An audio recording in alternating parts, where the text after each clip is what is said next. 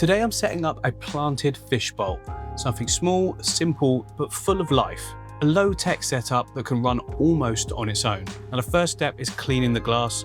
I always start here because any marks or stains will show up once it's filled. Mineral deposits can build up over time, and in a round bowl, they're even more obvious. I scrub them away until the glass is clear and smooth. That way, when the water goes in, the focus is only on the scape. Now for the substrate system. This is the foundation for everything. I pour in small gravel first, something coarse enough for water to move through, then a nutrient soil goes on top, and I mix that together about half and half with the gravel. What this balance basically means is the roots get food, but the bowl won't essentially turn into a small swamp. I keep the base flat so it looks good from every angle. With a bowl like this, every side is technically the front, and you can just rotate it, to be honest, however you want to see it. Then finally, we've got it to the right level. I cap everything with a sand. This locks the soil down and stops it clouding the water and gives the whole base a really clean look. For this one, I went with a builder's sand, which I didn't wash because I forgot. I do recommend if you get builder's sand, you do wash it. I like it because it's got little flecks of white in it and just looks really, really natural to me. But yeah, make sure you wash anything that isn't from aquarium stores and be sure there's no nasties in it either. Onto the hardscape, and I'm keeping it really simple. A few smooth pebbles and one larger branch of wood. I placed them in a loose spiral, so no matter where you sit, it has sort of like a natural flow to it. The wood is glued where it touches the rock, otherwise it will just float up. Now this can be a really, really annoying thing, which I've done many times. You need to take your time, use super glue gel, and make sure you've got multiple contact points. There's nothing more horrifying than when you put all this time in, you fill it up with water, and the whole thing just floats. Pulls up all the plants and everything as well. Yeah, it's not good. Take your time, glue it all down. After that, I then scatter small detail stones all over the surface. And it does look messy to start with, but that is kind of the point. Nature isn't neat, and when your plants grow in, the little accidents make it feel real. Time to plant the foreground. Glossostigma in the front, small creeping leaves that spread low. Such a nice little plant this. Not overpowering, it's quite delicate, but yeah, I really like it. It's one of my favorites. The good thing about these tissue culture pots is that you get a lot in a small space. They don't look like much, but trust me, you can get like 20 plugs out of one pot, and those 20 plugs will spread very, very quickly. Obviously, if you want an instant look, then just buy a few more pots, but I'm just gonna go with one of each. I think that's plenty for this bowl. Then I use Liliopsis, which gives more of a grassy look, grows a little bit taller than the Glossostigma, but works really well together. I leave a thin strip clear at the front so the view of the bowl feels a bit more open. Also, it's going to allow me to get down there and clean it when I need to as well, which to start with, I will have to do, but very shortly, the bowl will just look after itself and it won't require cleaning. I know this is true, by the way, because the bowl is now like 3 months old and it still looks insanely good. For height, I use Juncus repens. This is quite a scraggly looking plant, but it does give that proper wild natural look. It's got tall, thin stems with bright green leaves. I wrap the roots around themselves and then tuck them deeply into the substrate just to make sure it's locked in.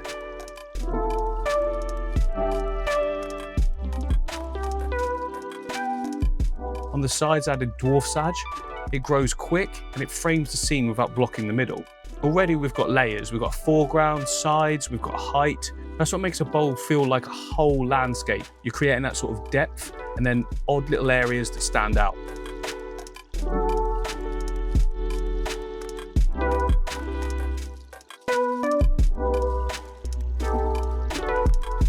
I was about to fill the bowl up, then I realized this isn't where I want it to sit right in the middle of the studio. And I was actually thinking, where on earth should I put it? And then I remembered I had this little plinth at the side, just a little storage box from IKEA, and I had a little light that connects to a base as well. I have used it before in a bowl and it does really, really good. Grows plants amazing.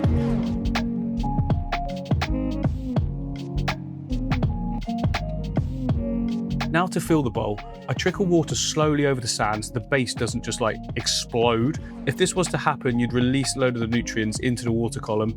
Not a major disaster because you can just drain the water and redo it again, but we don't want to have to do that. So nice and slowly. Right, next we're on to the fast growers, which are kind of key to the survival of this bowl. Fast growers use nutrients fast, and that means that algae doesn't get a chance to grow.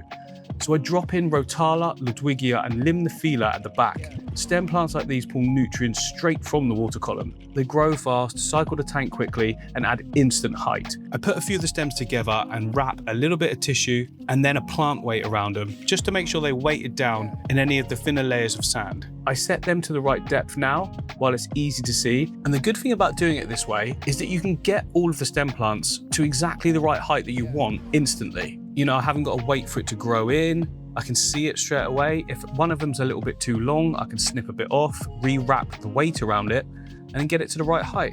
What it does is it allows me to get that instant gratification that I so crave. I'm not the most patient person. I just want it looking awesome straight away. Obviously with the slow growers that are the foreground plants, you know, all the tissue culture plants at the bottom, that does take a little bit more time and I must be patient with that. And I surprised myself actually by only using 2 pots.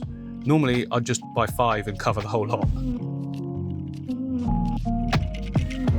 And in goes Limnophila siciliflora. Now this plant has been an absolute lifeline for me from the start of the hobby. If anyone was asking for one plant they could get, it would be this. Grows really fast, massively vibrant and green, and very, very easy to grow as well. Even grows in low light.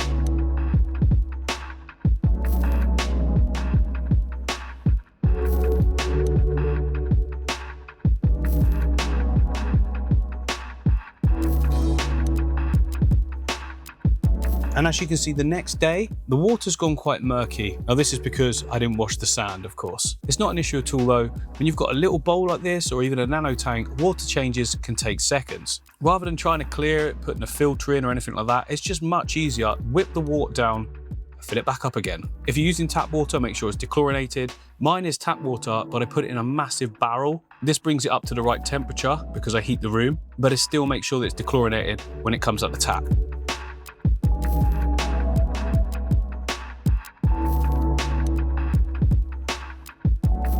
So as you can see, the next day it's crystal clear. And it's time to add some floating plants to the mix. I've got red root floaters, which is going to add that pop of red at the surface. What that's going to do is pick up extra nutrients from the water column and calm the light above. Obviously you can turn the light down, but I kind of like having it on full and then using floating plants.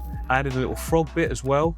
Got long roots on it. The leaves spread nice. They cover the surface fast. So I keep the amount small and just enough to give a balance. Every week or so, just take a few out and it just sort of keeps on going, keeps balancing and looks great. For a cleanup crew in this bowl, I'm going for ramshawn snails first. They'll eat biofilm, graze on algae and recycle leftovers. Some people worry they'll take over, but if you don't overfeed, then numbers stay steady. We've also got a few neocaridine shrimp in there as well. I've just gone for a little mix of different colors and some wild ones. They'll absolutely love it.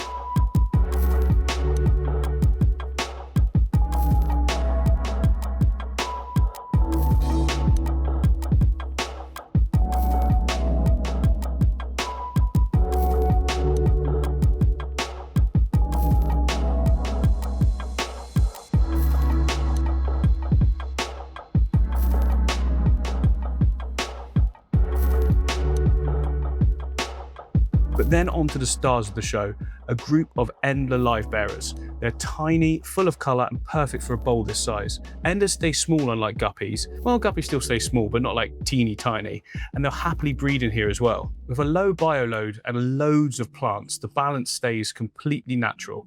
Low waste going in and then high plant growth pulling it out. That's how the system works.